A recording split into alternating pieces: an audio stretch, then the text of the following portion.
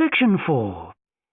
You will hear part of a lecture about leadership introducing a theory called self-regulatory focus theory. First, you have some time to look at questions 31 to 40.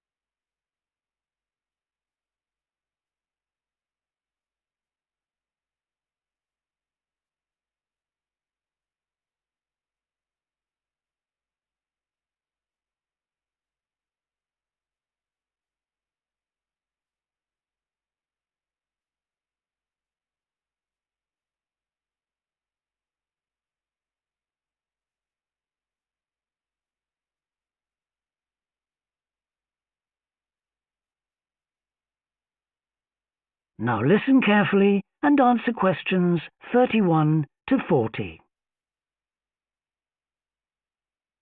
Today, I want to talk about self-regulatory focus theory and how the actions of leaders can affect the way followers approach different situations. Self-regulatory focus theory is a theory developed by Torrey Higgins. He says that a person's focus at any given time is to either approach pleasure or avoid pain. These are two basic motivations that each and every one of us has, and they cause us to have different kinds of goals. Promotion goals in different life situations emphasize achievement. Prevention goals are oriented towards the avoidance of punishment. In a specific situation, our thoughts might focus more on promotion goals or more on prevention goals. The theory suggests that two factors affect which goals we are focusing on. First, there is a chronic factor.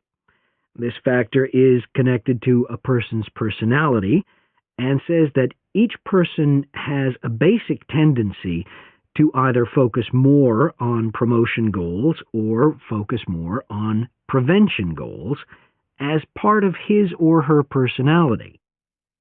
Second, there is a situational factor, which means that the context we are in can make us more likely to focus on one set of goals or the other.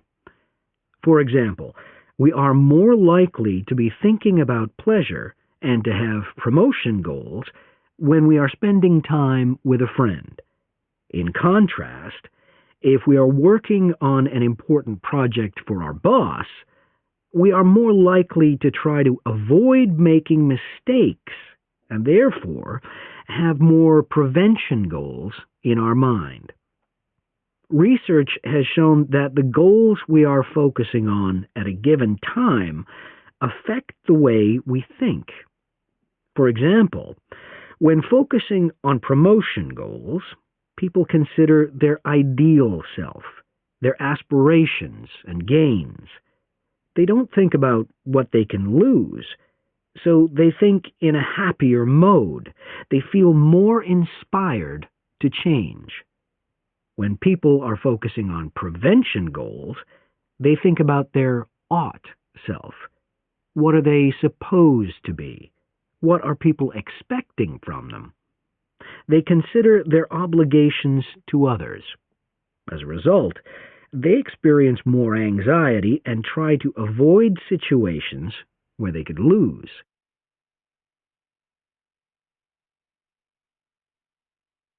Now that I have talked about the two focuses and how they affect people, I want to look at the idea that the way leaders behave, or their style of leading, can affect the focus that followers adopt in a specific situation.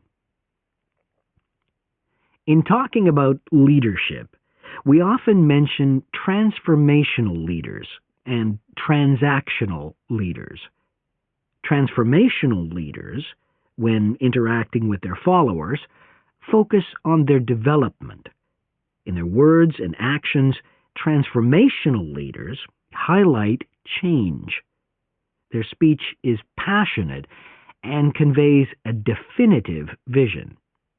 All of these things can encourage followers to think about what could be.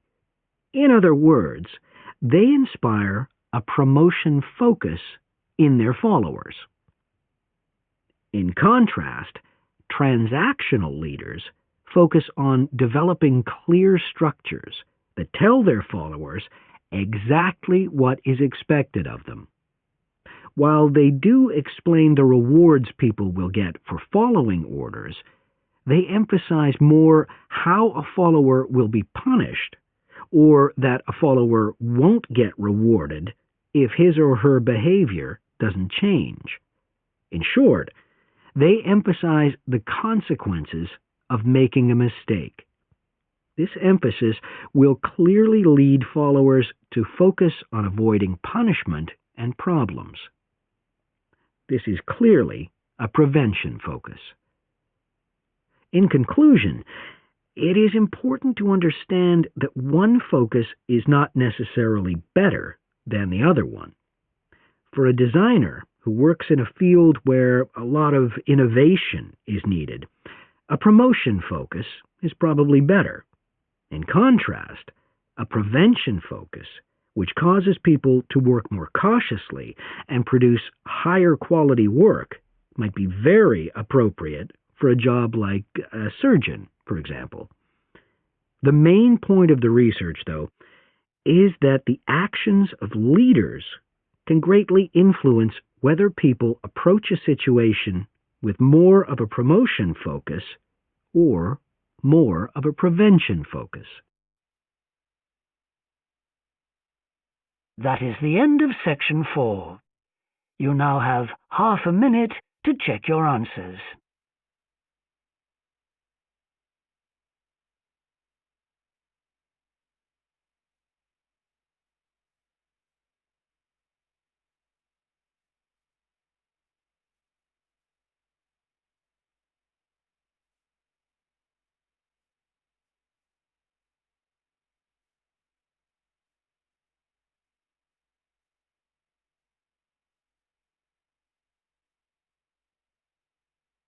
That is the end of the listening test. In the Ielts test, you would now have 10 minutes to transfer your answers to the answer sheet.